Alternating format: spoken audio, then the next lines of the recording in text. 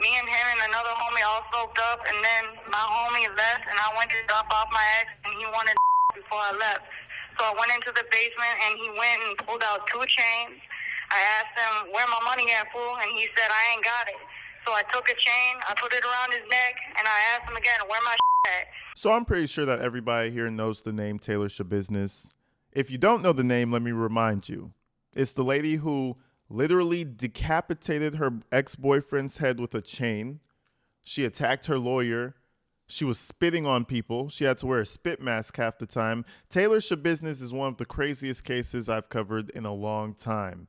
And, you know, it gets even crazier because her name isn't even Schabusiness, okay? She changed her last name from Coronado to Schabusiness while she was moving around the U.S. So for those of you who don't remember the whole story, Taylor Schabusiness grew up in Chicago, right? Her parents eventually moved to Wisconsin, where she went to high school. I think her senior year, she got kicked out for God knows what.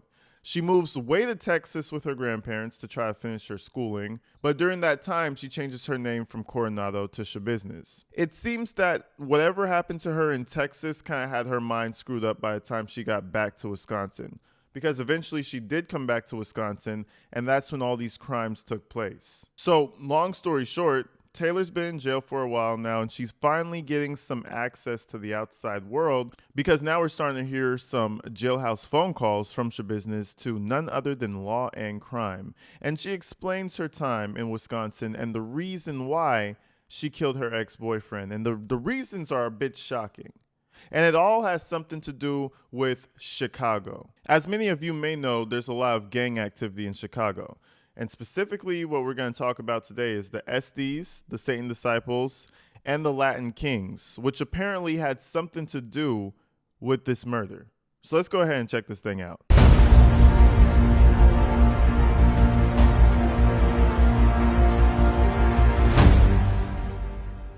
All right, so right before we begin this video, I do want to point out that Wisconsin is very close to Illinois. Obviously, Chicago is her birthplace, so the influence of anything that's happening in Chicago could probably still influence her just right across the street in Wisconsin, right? So let's get into the phone calls with Taylor Schabusiness and see what she had to say about this whole misunderstanding that her and Shad Tharian had. So the first question they asked was, did you feel like running? Why didn't you run? I mean, that's definitely what I should have done, you know. That's definitely something that, like, any right-minded person would have done. Mm-hmm. That's definitely something that you could have done. But what I did, I stayed in town. I stayed in town, and I was chopping it up with my roommate. So basically, off the top, I don't know what's up with Taylor, but she just seems slow to me, just a little bit. Just a little slow up there. Like all the wires aren't really connecting. They might be crossed out and shorting each other. She was like, yeah, you know, I should have ran, but, you know, I just decided to chop it up with my roommate. You know, it's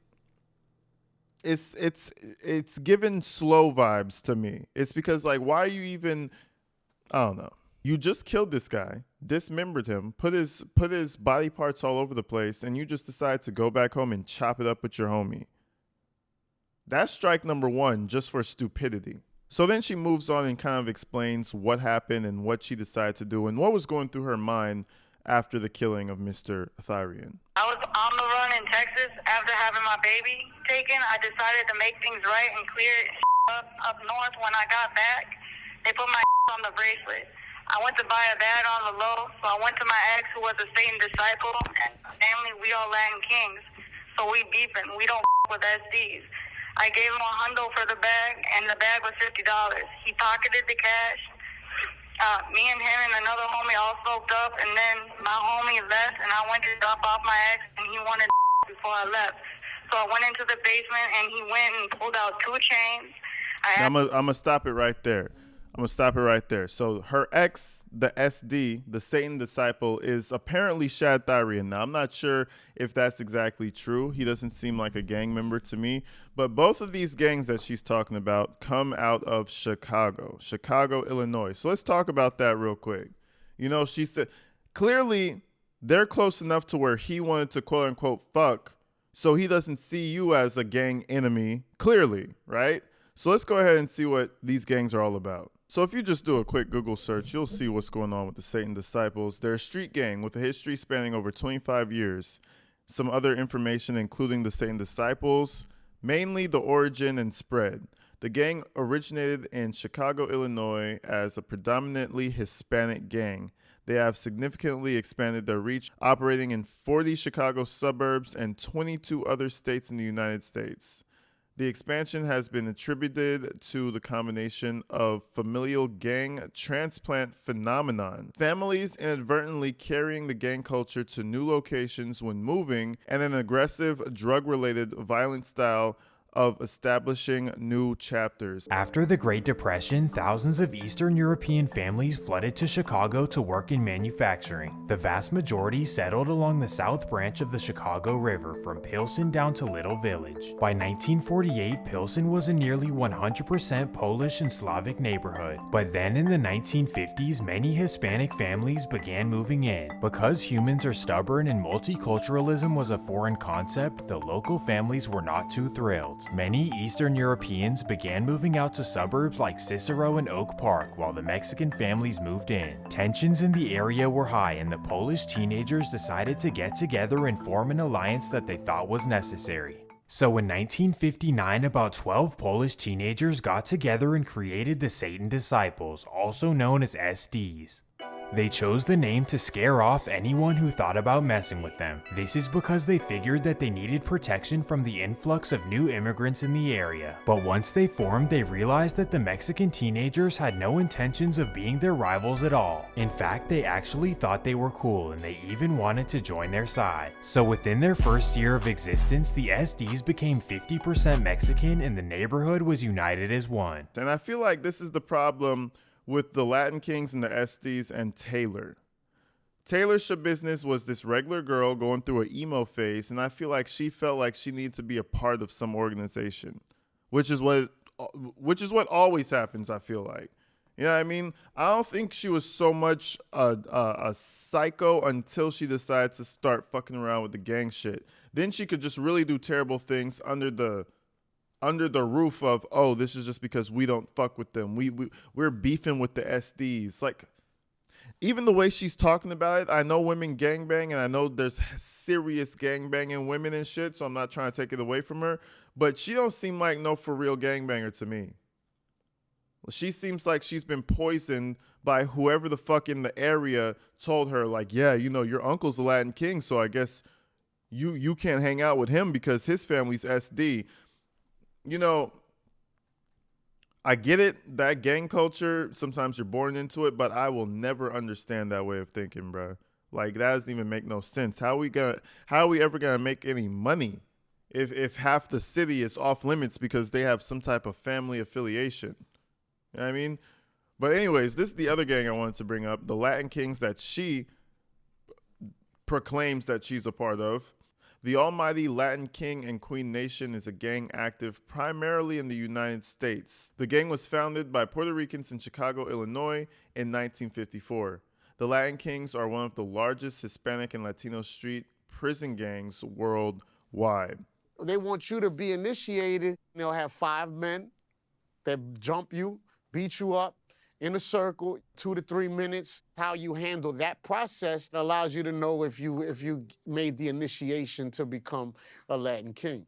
So again, I feel like whenever her parents moved her from that surrounding in Chicago, it must have left some sort of an imprint on her. She must have had family, uncle, cousin, something that was still feeding her this bullshit.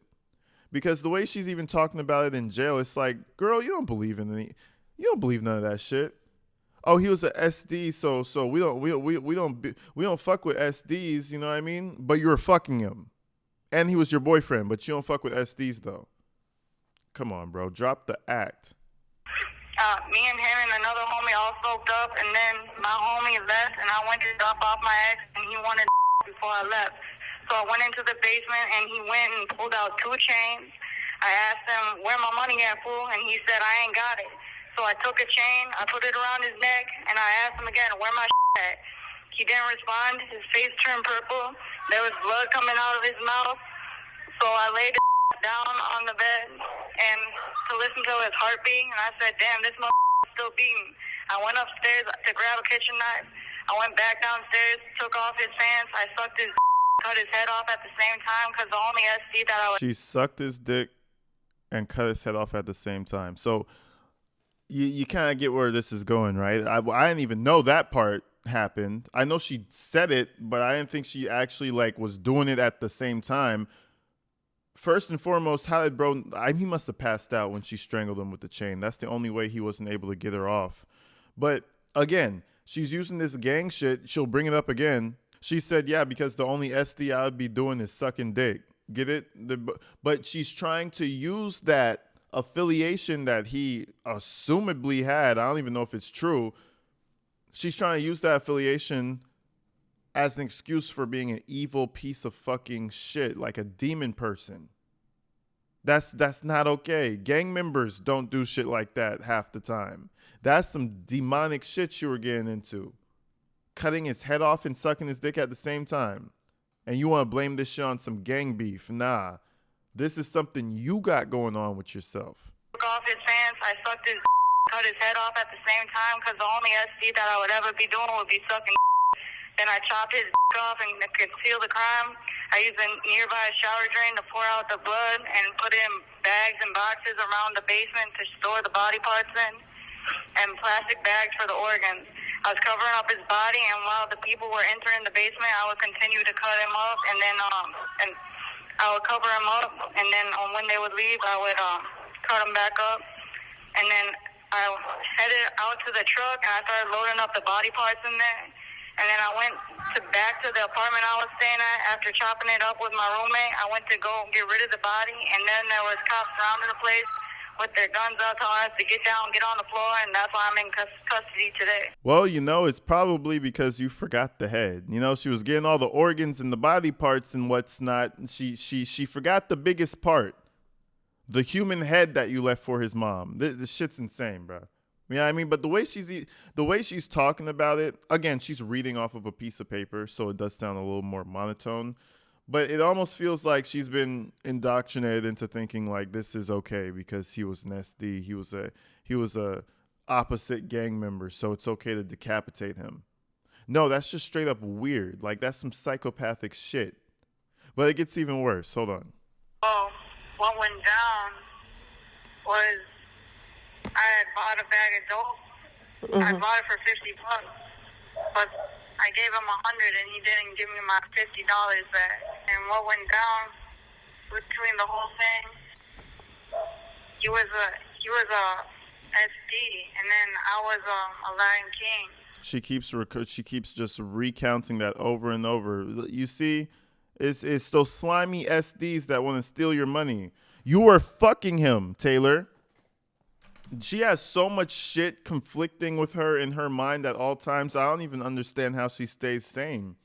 Maybe she actually is insane because none of this shit make no sense. How are you going to call him the enemy when you guys literally were fucking a few weeks ago? And you're about to fuck right now after smoking together. You guys are a couple. What are you talking about? I wasn't supposed to be doing business with my ex, but I did. And then what he did, he pocketed the money that I was supposed to have. So I went out and took his out for that.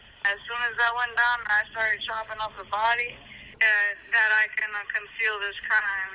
I chopped up his body. Mm-hmm. And then, there was a lot of things going on at the time, but... So she's out here talking about, the big Walter White plan. She had to chop up the body. This is why it was so disfigured, not because she was enjoying it, but, also she needed to get rid of evidence. And then she starts to kind of pivot over to the whole Jeffrey Dahmer angle on how he used to take care of things and how, just an admirer of his work. So she felt like it was actually possible for her, I'm assuming. Check this out. I had my niece with me, and she was watching a whole lot of series on Dahmer. A whole lot of series on Dahmer, and then everybody thought I was dating Dahmer, so people were laughing at my saying I was dating Dahmer.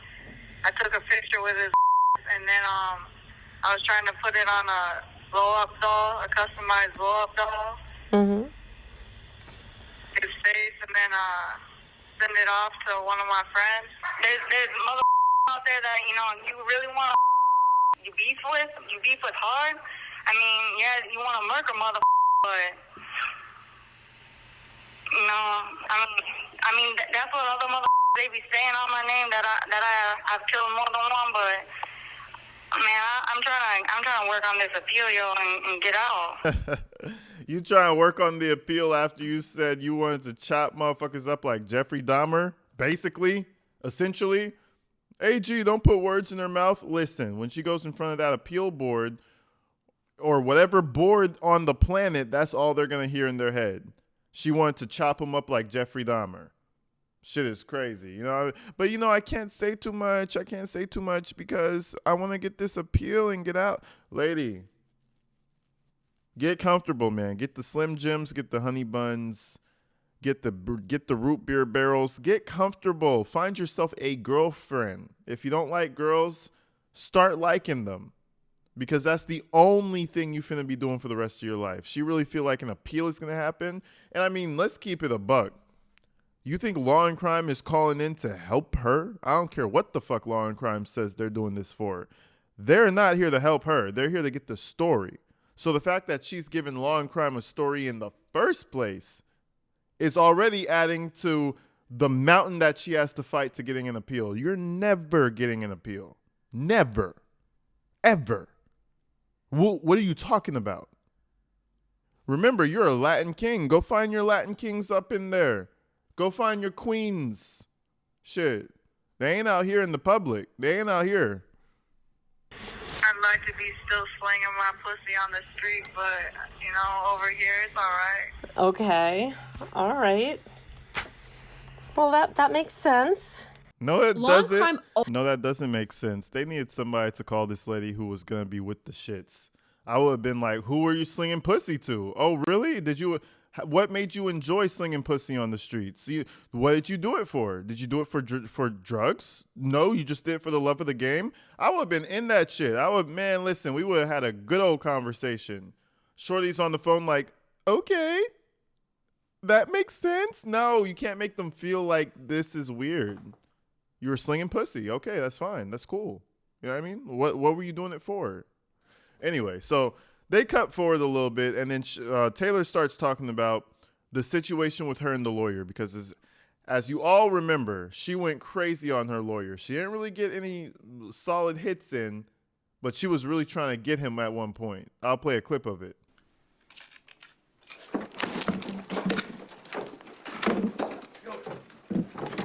Stop it. Stop it.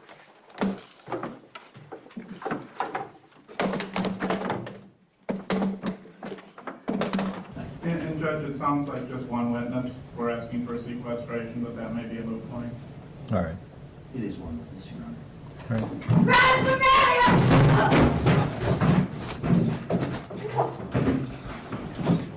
The most recent one, when my attorney, he was calling my and he was saying I need another competency here, and he kept on calling my sticking his tongue out at me, and so I went off on his.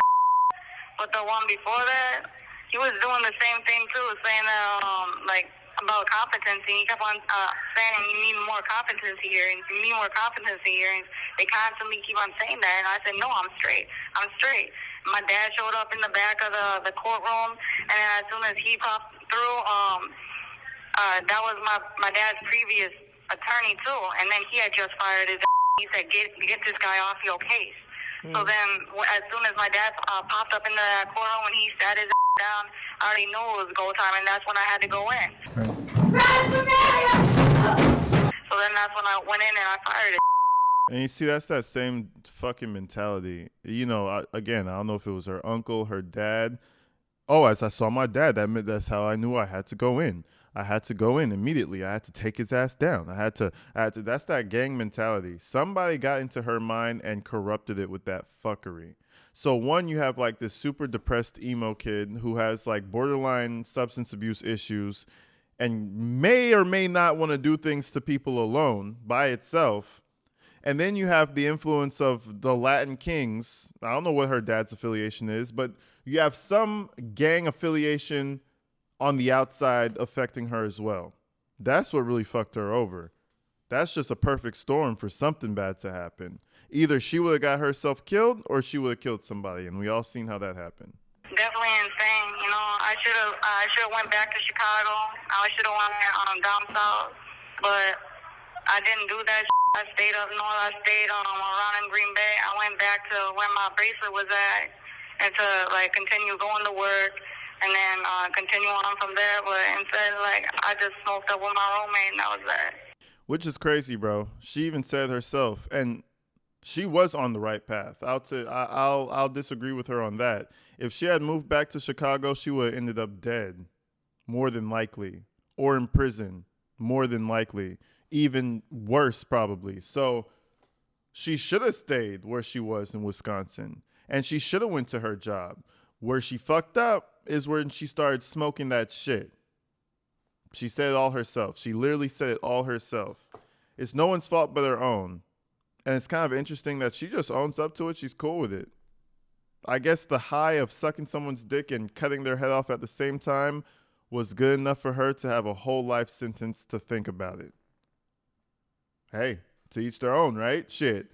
But anyways, folks, I'm going to get up out of here. I just wanted to show you guys these recordings because from this point, I'm assuming a lot more are going to start to leak. So I'll keep my eyes open. But until then, folks, stay inside, stay safe. I'll see y'all later. Peace.